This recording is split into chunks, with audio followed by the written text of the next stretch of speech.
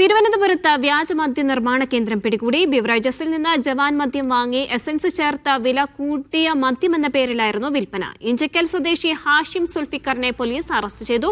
എക്സൈസിന്റെ operation തണ്ടറിന്റെ ഭാഗമായി നടത്തിയ പരിശോധനയിലാണ് പ്രതി പിടിയിലായത്. വിവരങ്ങളുമായി റിസ്വാൻ ഹുസൈൻ ചേരുന്നു. റിസ്വാൻ, എക്സൈസും പോലീസും സംയുക്തമായി നടത്തിയ പരിശോധനയിലാണോ നിർമ്മാണ കേന്ദ്രം കണ്ടെത്തിയതും പ്രതികളെ പിടികൂടിയതും?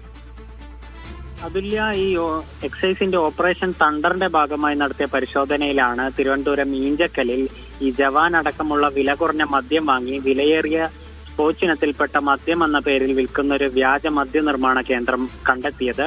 ഇതുമായി ബന്ധപ്പെട്ട് ഈഞ്ചക്കൽ സ്വദേശി ഹാഷിം സുൽഫിക്കറിനെയാണ് ഇപ്പോൾ എക്സൈസ് പിടികൂടിയിരിക്കുന്നത്.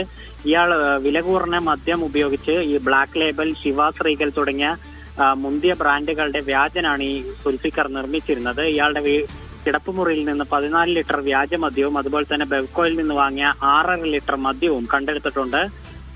ഇന്ന് വൈകുന്നേരം നടത്തിയ പരിശോധനയിലാണ് ഇയാളുടെ വീട്ടിൽ നിന്ന് മദ്യം കണ്ടെത്തിയത്. Thiruvananthapuram excise enforcement and anti narcotic special സ്ക്വാഡാണ് ഈ പരിശോധന നടത്തുന്നത്. ഓണം പ്രമാണിച്ച് നഗരത്തിന്റെ പല ഭാഗങ്ങളിലും ഇത്തരം വ്യാജമദ്യം, വില കൂടിയ മദ്യം എന്ന പേരിൽ വിൽക്കുന്നുണ്ടെന്നൊരു വിവരത്തിന്റെ അടിസ്ഥാനത്തിലാണ് പരിശോധന നടത്തിയത്. അതില്ല, തിരുവനന്തപുരത്ത് വ്യാജമദ്യ നിർമ്മാണ കേന്ദ്രം പിടികൂടിയിരിക്കുന്നു. വിവരങ്ങൾ നൽകിയത് റിസ്വാൻ ഹുസൈൻ.